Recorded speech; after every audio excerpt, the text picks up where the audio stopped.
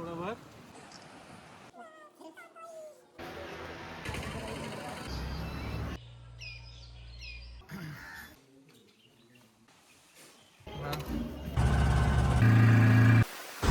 High, welcome to S S log. आज आपला प्रवास असणार आहे मुंबई टू गणपतीपुळेचा. ही आपली रोड ट्रिप असणार आहे. सो साधारण 380 किलोमीटरचा प्रवास आहे.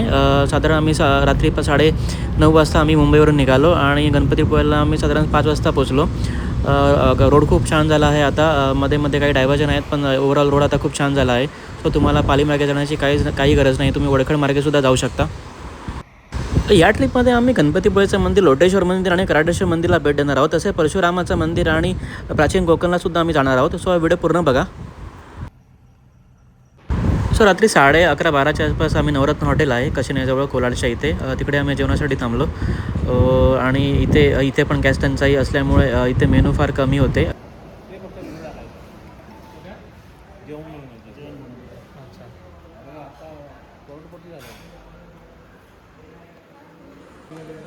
असं काहीतरी. आणि मग त्याच्यामध्येच कंटिन्यू केलं.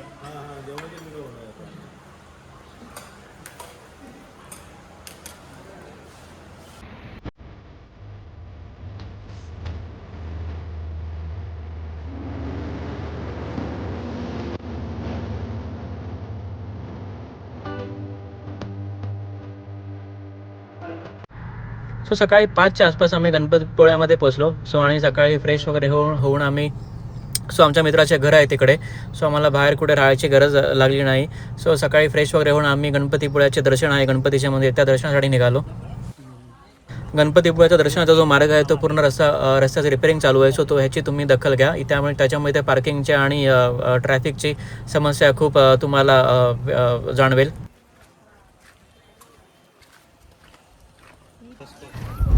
गणपतीपुळे हे आमचे म्हणजे एक दुसरं गाव झालं आहे, कारण माझ्या मित्राचे गाव असल्यामुळे त्याच्यासोबत आम्ही येतो आणि जवळजवळ वर्षातून 4 ते 5 वेळा व्हिजिट असते. सो आम्ही गणपती मंदिरात आवर्जून जातो. जेव्हा पण आम्ही जातो तेव्हा पहिल्या दिवशी आमची नेक्स्ट मॉर्निंग ही गणपतीपुळेच्या दर्शनानेच होते.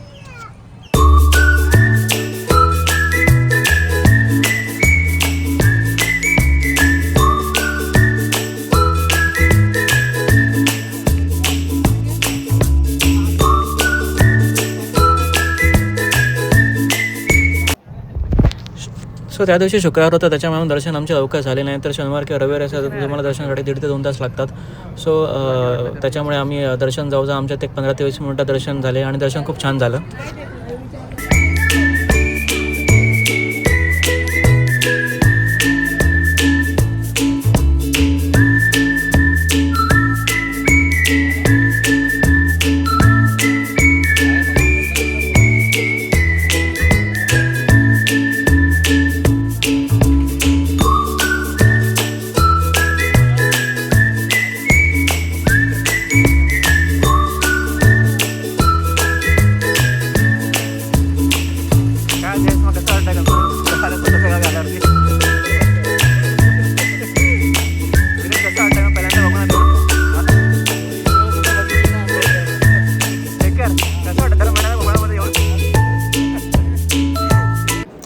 जर तुम्हाला देणगी स्वरूपात काही द्यायचं असेल तुम्ही ते देऊ शकता.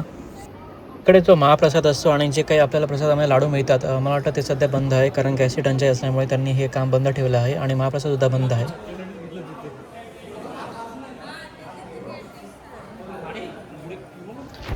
आणि हा गणपतीपुळेच्या मंदिराला लागूनच असेल छानसा समुद्र किनारा. साधारण दुपारचे 12:30-1 वाजला होता, त्याच्यामुळे प्रचंड ऊन होतं. सो त्याच्यामुळे तुम्हाला बीचवर एकदम खाली दिसला असेल. सो इथे मार्केट आहे छोटंसं, जिथे तुम्ही काही शॉपिंग करू शकता किंवा तुम्हाला काही प्रसाद वगैरे घ्यायचं ते तुम्ही इथून घेऊ शकता. सो तुम्हाला हार, फुलं वगैरे, नारळ वगैरे घ्यायचे असेल तेही तुम्हाला दर्शनासाठी तुम्ही इथून घेऊ शकता.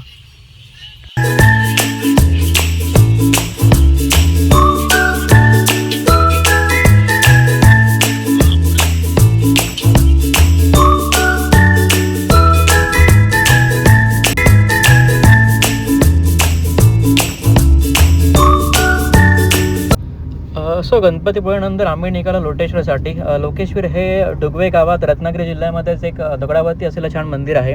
रत्नागिरीपासून गणपतीपुळेपासून साधारण हे एक 50 किलोमीटरच्या अंतरावर इथे आहे.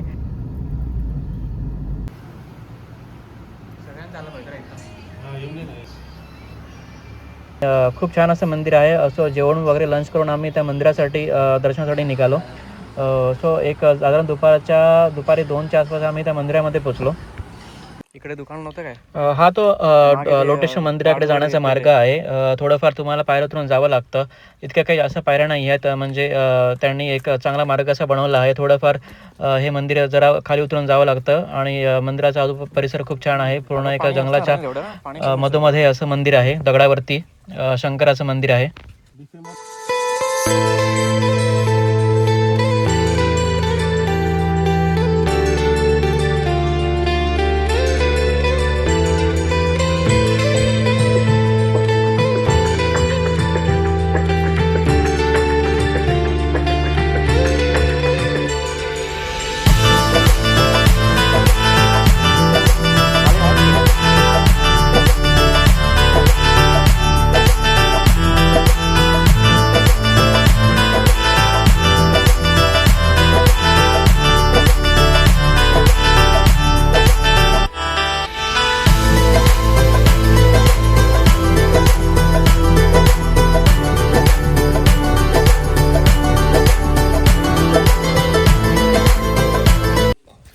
हे आहे लोटरेश्वर देवस्थान. दगडावरती मंदिर ते तुम्ही पाहू शकता. इथे जर तुम्ही ऑगस्टमध्ये याल तुम्हाला हे पाण्याने पूर्ण भरलेलं दिसते आणि जो काही पाण्याचा प्रभाव असतो आणि जो नजारा असतो तो एक नंबर.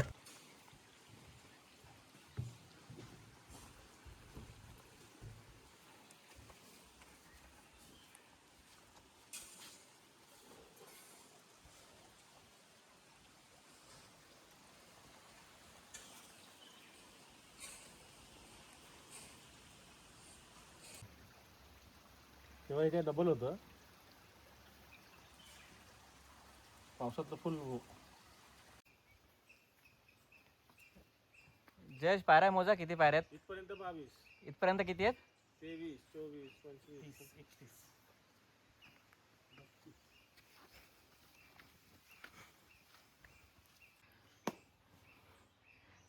कमान जयेश, एकदम व्यवस्थित चालणार. अरे आता फुल व्हिडिओमध्ये एकदम व्यवस्थित.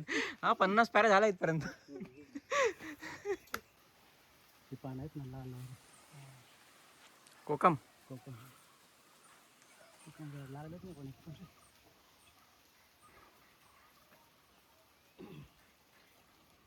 आपलं सुपारी आहे. सुपारी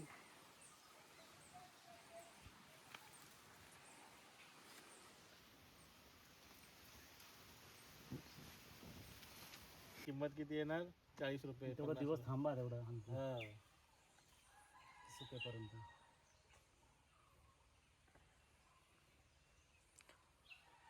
तुमच्या घराच्या कडचे चिकोऱ्या कोण काढता की नाही? काढतच नाही. चोरटी काढत असेल.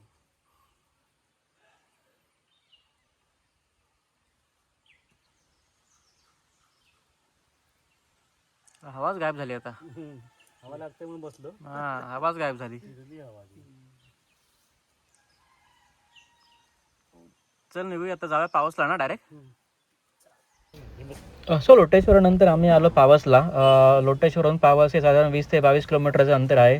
हल्ली तुम्ही 30 मिनिटांमध्ये तुम्ही येता. स्वामी स्वरूपानंदांचं इथे मंदिर आहे, देवस्थान आहे. सो तुम्ही इथे नक्की या.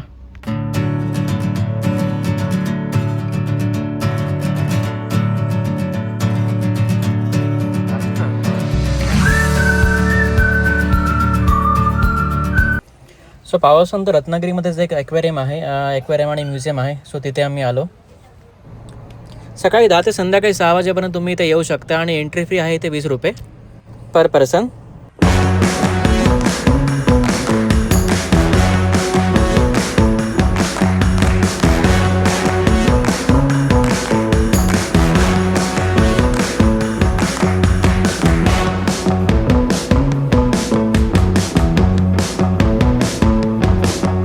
इकडे तुम्हाला बरेच आणि विविध प्रकारचे मासे बघायला मिळतील आणि थोडा गेल्यावरती तुम्हाला इथे देवमाच्या सांगाडा देखील बघायला मिळतो आणि बऱ्याच वर्षापासून जतन करून ठेवले आहे, ज्याची माहिती तुम्हाला इथे चांगल्या प्रकारे मिळते. सो ह्याच्यानंतर आम्ही आलो आरेवारे बीचला. आरेवारेचा हा व्ह्यू तुम्ही बघू शकता, किती सुंदर आणि किती मस्त वाटतं एकदम. आठवडाभर सुट्टी आठवडाभर. सूर्याची जी किरणं आहे ती समुद्रात पडल्यामुळे हा व्ह्यू खरंच खूपच छान दिसत होता. साधारण संध्याकाळी 5:30 वाजले होते. Sunshine, sunshine, sunshine. I think I found it now. What I've been looking for. Isn't it beautiful? It's got my head all up in the clouds. I think I found it now. Everything I want might be a miracle. I know I'm never coming down. I don't gotta worry about a single thing. So day 2ला मस्तपैकी आम्ही मिसळपावचा नाश्ता करून आम्ही आलो प्राचीन कोकणला. प्राचीन कोकणला इथे कोकणातली आणि तसे गणपतीपुळेची गणपतीपुळेची माहिती तुम्हाला चांगल्या प्रकारे मिळते. इकडे हे एंट्री तिकीट आहे, त्यासोबत तुम्हाला एंट्री तिकीटमध्ये गाईडसुद्धा इन्क्लूड आहे. ते तुम्हाला खूप चांगल्या प्रकारे माहिती देतात. एकाचं तिकीट हे 50 रुपये आहे. जर तुम्हाला व्हिडिओ शूटिंग करायचं असेल त्याचे 50 रुपये वेगळे. सगळीच काही माहिती शूट नाही करता आली, पण जे काय काय महत्त्वाचे मुद्दे होते ते आम्ही शूट केले आहेत. सो ते तुम्ही आवाजून बघा.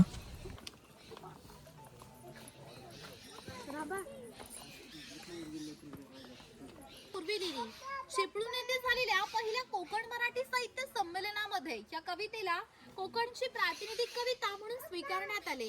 या कवितेमध्ये नंदनवन हा शब्द आला आहे. नंदनवन या शब्दाचा अर्थ स्वर्गातील इंद्राची बाग. ती जितकी सुंदर आहे तितकेच आपले कोकणही सुंदर आहे. वर्तमान काळ तर गुहेच्या पलीकडे आहे 500 वर्षापूर्वीचा भूतकाळ. तर इथून पुढे पाहणार आहोत 500 वर्षापूर्वी कोकणी माणसे कशी राहत होती.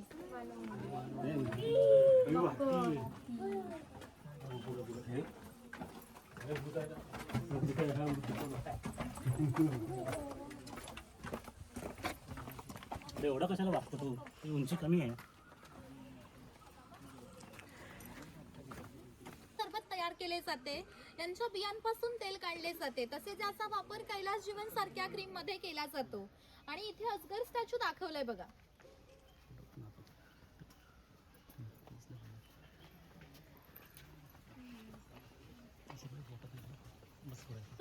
भगवान परशुराम होऊन गेले. त्यांनी संपूर्ण पृथ्वी जिंकून घेतली आणि जिंकून घेतलेली संपूर्ण पृथ्वी त्यांनी दान केली. आणि दान केलेली कोणतीही गोष्ट आपण स्वतःसाठी वापरत नाही, परंतु यांना राहण्यासाठी भूमी आवश्यक होती. आज आपण ज्या ठिकाणी उभे आहोत त्या ठिकाणी हजारो वर्षांपूर्वी समुद्र होता. त्याच्याशी त्यांनी युद्ध केले व 40-50 किलोमीटर पाठीमागे ढकलले व या ठिकाणी सुंदर अशा कोकण प्रदेशाची निर्मिती केली. म्हणून या भूमीला परशुराम भूमी असे म्हणतात. हे सारे कोकण दऱ्याखोऱ्याने वेढलेले आहे. सूर्याची किरण जमिनीपर्यंत पोहोचू शकत नाही एवढी दाट अरण्य, शेकडो प्रकारचे मासे, दुळमी, कासवे, सुसर, मगर यांसारखे प्राणी आपल्याला इथे पाहायला मिळतात. कोकणामध्ये लाल रंगाचा जांभा नावाचा दगड मिळतो. त्या दगडामध्ये भिल्ल व कातकरी लोकांचा समावेश आलेला होता. त्यामध्ये कातकरी समाज दाखवला आहे. ते कसे करायचे ते या बाजूला इथे दाखवलेत बघा.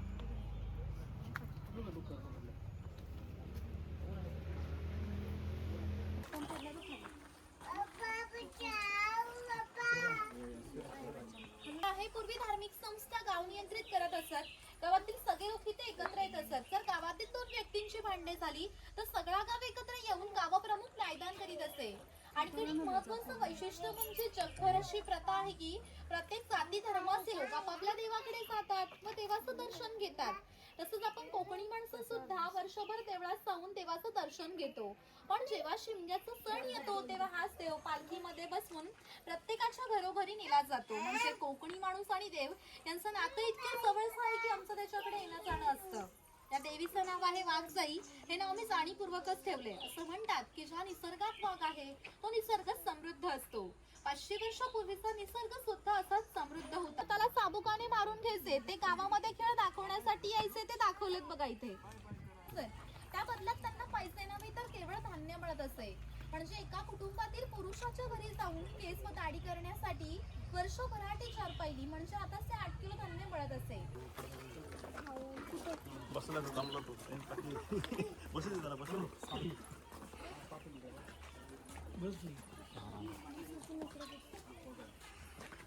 खोताचं घर आहे राजाचा गावातील थेट प्रतिनिधी म्हणजे खोत. धार्मिक व राजकीय बाबतीत पहिला मान खोताचा असे. खोत गावचा प्रमुख असे.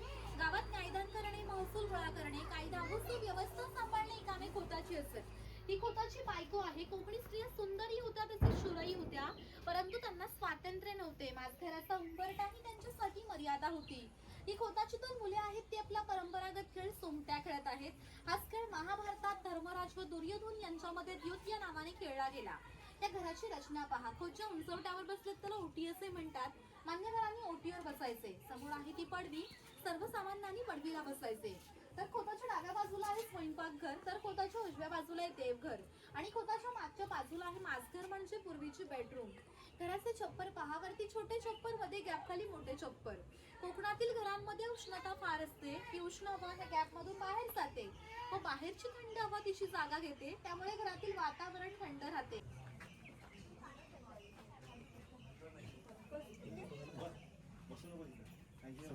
राजयातिक कौशल्यवान आहेत तेच आम्ही इकडे दाखवले आहेत. त्यापैकी हा सुतार आहे. सुताराचे खरे काम शेतकऱ्यांना लागणारी लाकडी अवजारे बनवून देणे. हा सावंतवाडीचा सुतार आहे. सावंतवाडीतील लोकांचे लाकडावरील कोरीव काम हे आजही जगप्रसिद्ध आहे. त्यांच्याकडे हस्तकौशल्याच्या वस्तू तुम्हाला आमच्या हस्तकला विक्री केंद्रामध्ये पाहायला मिळतील. इकडे दरवेशी दाखवली अस्वलाचा खेळ करणारा, त्याच्या बाजूला कारुडे दाखवले सापाचा खेळ करणारा. माणसं आपल्या जेवणात खोबरेल तेलाचा वापर जास्त प्रमाणात करीत असतात. शेतकरी आपल्या मागेतील खोबरे घेऊन तेलाकडे जात असे तरी त्याच्यात एकच तेल पाडून देत असे. हा तेलाचा घडा आहे. याला खुंट असे म्हणतात. याच्या आतमध्ये सुखे खोबरे घातले जाते आणि हे जे उभे लाकूड आहे याला कोकणी भाषेमध्ये लाट असे म्हणतात. ही लाट ह्या आडव्या लाकडाला अशा तऱ्हेने बांधली जाते की जेणेकरून ही लाट उभी राहते. या ठिकाणी चोपडाला बैल बांधला जातो व ह्या आडव्या लाकडावर हा दगड ठेवून तरी स्वतः ते जातणीसारखं दिसतंय त्याला गिरट असे म्हणतात. जातणीमध्ये त्यांना दळून निघतं तर गिरटामध्ये भात घातला जातो व अख्खा तांदूळ बाजूला होऊन कोंडा बाजूला होतो. इथे हे मोदक पात्र आहे म्हणजे कोकणी कुकर. हे पुरण यंत्र आहे. याच्या आतमध्ये शिजलेली डाळ घातली जाते व हे 2 रॉड उलट सुलट फिरवून आतली डाळ वाटून निघते. वाटलेली डाळ याच्या खाली पडते. तिच्या गोड पुरणपोळ्या केल्या जातात. हे शेवया काढायचं लाकडी यंत्र आहे. वरती चहाची किटली आहे. त्याच्या बाजूला जेवणाचा डब्बा आहे. वरती पाण्याचे तांबे आहे. खाली 3 डब्बे आहेत. बाजूने 2 चमचे आहेत. त्याने ते लॉक केलेलं आहे. इथे दगडी उकळ आहे. पूर्वी असा वापर भाताचे पोहे काढण्यासाठी करत. आपल्या घरामध्ये जो भात असतो तो रात्री पाण्यामध्ये भिजत ठेवला जातो व सकाळी त्यातले पाणी काढून तो, त्यामुळे पाणीही मोठ्या प्रमाणात उपलब्ध होते. ज्या ठिकाणी उंच त्यावर बारमाही पाणी असते त्या ठिकाणी धरण बांधून हे पाणी प्रत्येकाच्या घरोघरी पाटाच्या साहाय्याने पोहोचवले जात असे. आणि ग्रामदेवतेनंतर पाणवठा असे एकमेव ठिकाण आहे की ज्या ठिकाणी सगळा गाव इथे एकत्र येत होता. गावातील स्त्रिया पाणी भरण्यासाठी होत्या. तसेच गुराख्यांसारखे व्यावसायिक गुरांना पाणी देण्यासाठी होते. म्हणजे ग्रामीण जीवनाचं मध्यवर्ती केंद्र हे पाणवठा होतं. आणि कमीत कमी तिकडे जवळजवळ 450-500 पायऱ्या आहेत मार्लेश्वरला. हे त्याची प्रतिकृती त्यांनी इथे हे केली आहे.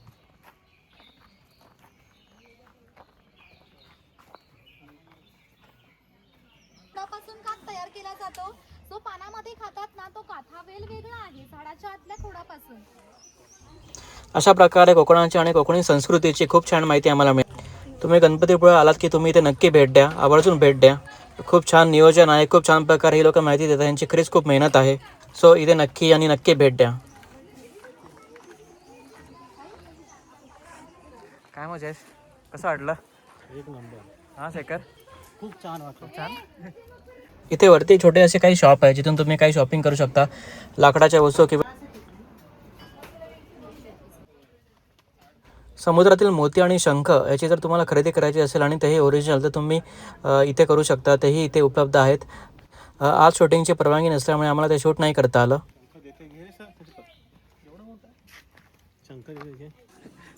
लागली. मग अशा प्रकारे जयेशने मोतीची आणि शेखराने मोत्यांची खरेदी केली आहे आणि विनीत त्यांनी सोन्यांची खरेदी केलेली आहे. आता खाली आम्ही जाऊन 100 वाले मोती 500 रुपयाला विकणार आहोत. प्लॅन काय आहे? पुढचं आता काय कराटेश्वरला जायचं. जेवणाचा काय प्लॅन आहे? तिथे जेऊया ती खानावळमध्ये. वेगळा दिलाय काय? पगार द्या आणि इथे सांगा एक्सप्लेन करायला ठेवा. नाही रे पण मेहनत भरपूर असतं रे तुला. दुसऱ्यांचं काम सोपं वाटतं. हो तेच. ह्या गावात लाख रुपये पगार भेटला ना सगळं सोडून इथे जायला. तिथे तर मला वाटतं सगळ्या स्टाफचा मिळून 1 लाख रुपये पगार महिन्याचा काढत असेल.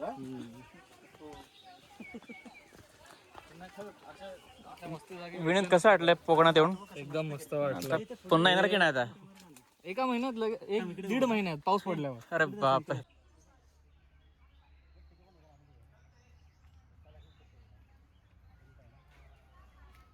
अरे कुठे होता तुम्ही?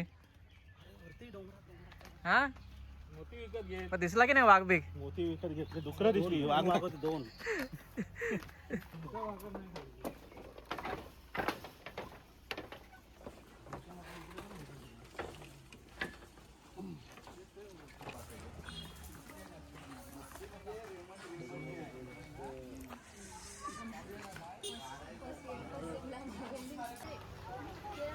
इथे लहान मुलांसाठी देखील एक गार्डन आहे, मॅजिक गार्डन. सो मॅजिक गार्डनमध्ये हॉन्टेड हाऊस आहे आणि ते जादूचे शोसुद्धा होतात. सो लहान मुलांना हे खूप आवडेल, तुम्ही ते त्यांना नक्की घेऊन येऊ शकता. प्राचीन कोकणानंतर आम्ही आलो जेवायला. प्राचीन कोकणच्या बाजूलाच आदित्य नावाचं खानावळ आहे, जिथे खूप छान प्रकारचं व्हेज आणि नॉनव्हेज जेवण मिळतं. सो ते तुम्ही इथे नक्की येऊन जेवू शकता.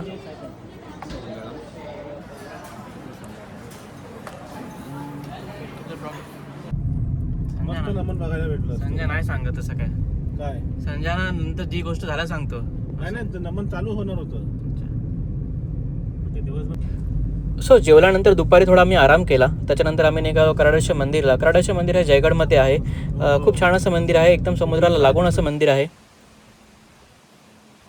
खूप जुनं असं मंदिर आहे, खूप प्राचीन मंदिर आहे. जरा तुम्ही मंदिराच्या इथून खाली उतरून गेला की तुम्हाला छान असं समुद्राचं दर्शन देखील होतं. तिथे गरम पाण्याचं कुंड देखील आहे.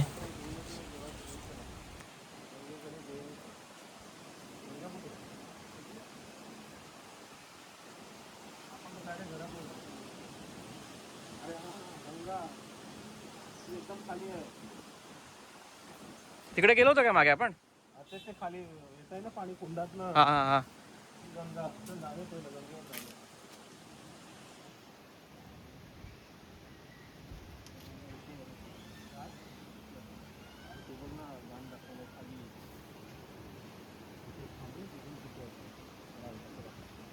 ते कुंड आहेत ना, हा ते कुंड आहे, तो गंगा आहे. बॅनर इथे लावला असता, मग त्यांना इकडे कसं लावला असतं?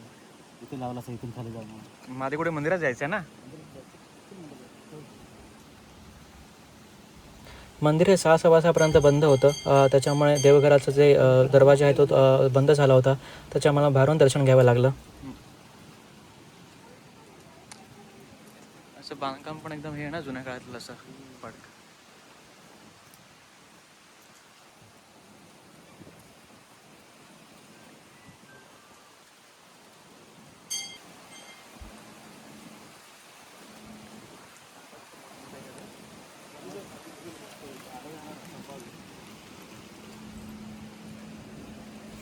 इथून थोड्या पायऱ्यात उतरून गेला की तुम्हाला छान असं समुद्राचं दर्शन मिळतं. खूप निराशाळ समुद्र आहे आणि खूप एकदम संध्याकाळी खूप शांत आणि ते खूप एकदम मस्त वातावरण असतं.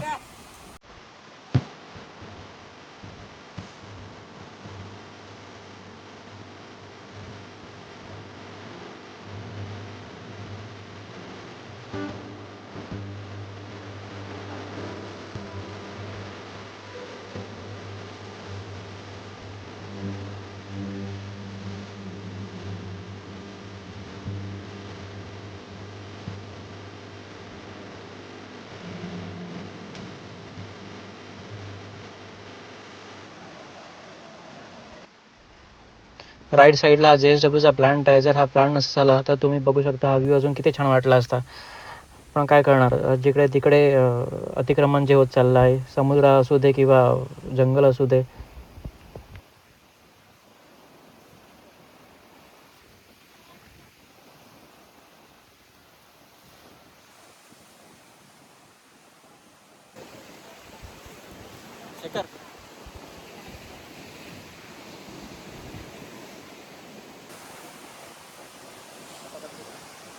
काय म्हणजे कसं वाटलं कराडेश्वरला येऊन? विनीत, मजा आहे. शेखर, खूप छान वाटतं. कसा स्पॉट आहे?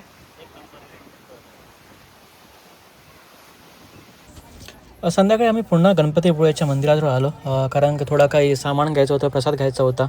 सो गणपती मंदिराच्या बाजूलाच जिकडे दुकानं वगैरे तिथं तुम्ही प्रसाद वगैरे घेऊ शकता. आणि जर तुम्हाला काही अनेक वेगवेगळ्या प्रकारचे कोकणी खाद्य किंवा कोकणी मसाले वगैरे जर घ्यायचे असेल तेही सुद्धा तुम्हाला इथे मिळतील.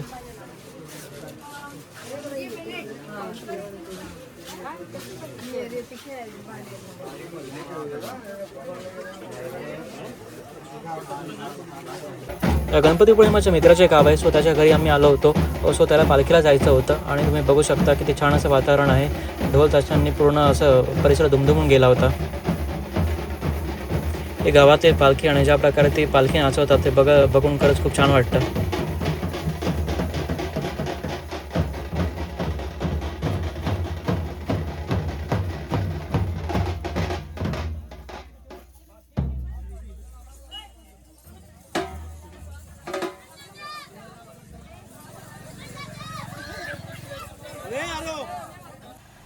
सो आज दिवस तिसरा. आज आहे परतीचा प्रवास मुंबईला. साधारण 10-10:30च्या आसपास आम्ही मुंबईसाठी निघत आहोत. मध्ये आम्ही 2 ठिकाणी थांबणार आहोत. एक म्हणजे परशुरामाचं मंदिर आणि दुसरं म्हणजे चिपळूणची क्रोकोडाईल सफारी. सो ही आम्ही करायचा विचार केला आहे.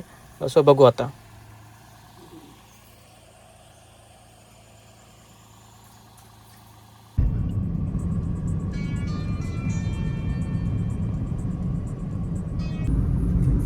मुंबई ते गणपतीपुळेला पहिले साधारण 9 ते 10 तास लागायचे.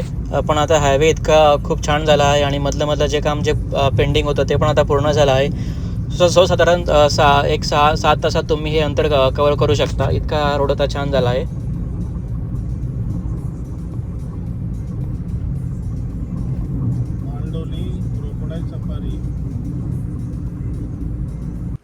सो चिपळूणमध्ये मालडोली नावाचं गाव आहे. तिथे ही सफारी होते.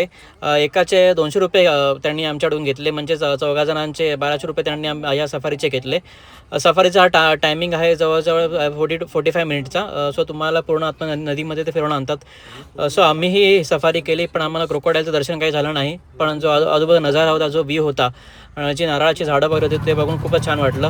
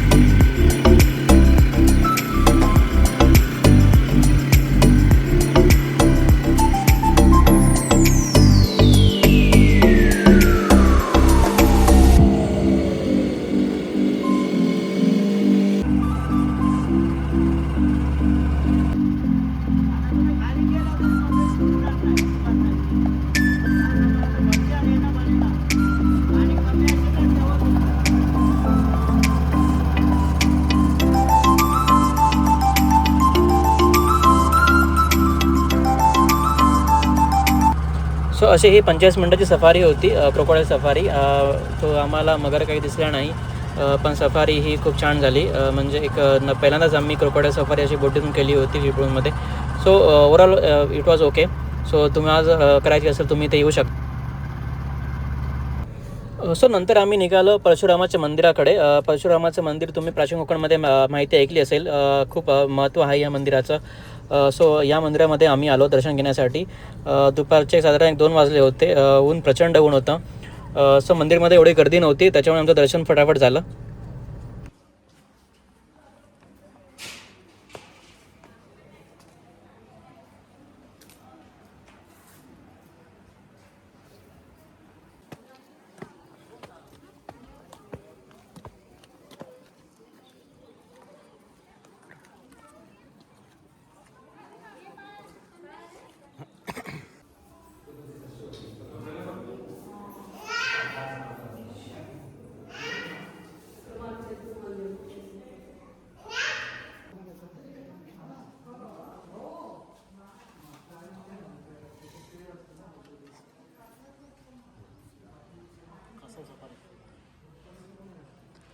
क्रोकोडाईल सफारी झाली, कासव सफारी, टर्टल सफारी.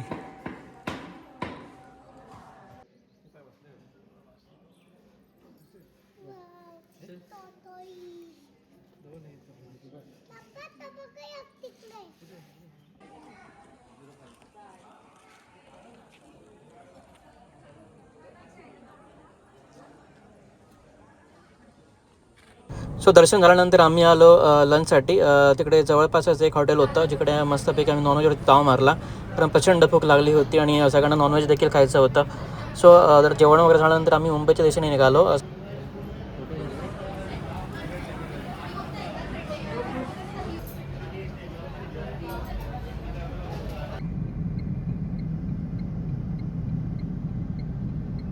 सो असा आपला 3 दिवसाचा रोड ट्रिपचा प्रवास होता.